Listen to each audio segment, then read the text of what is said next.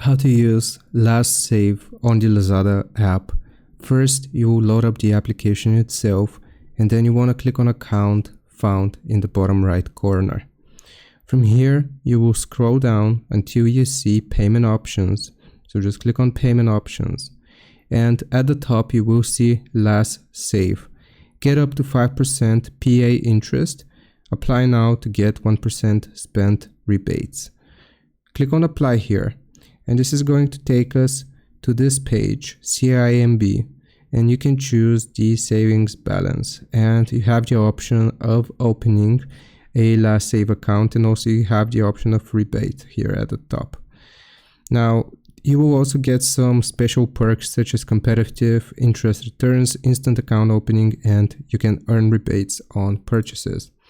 Basically, how this works, you will then deposit funds via the CIMB bank or other physical locations, and once your account is funded, you can use it for purchases. You can buy anything by selecting it as your payment method here in the payment section.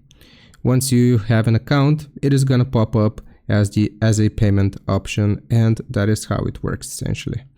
I hope this helps. Leave a like and sub. I'll see you next time.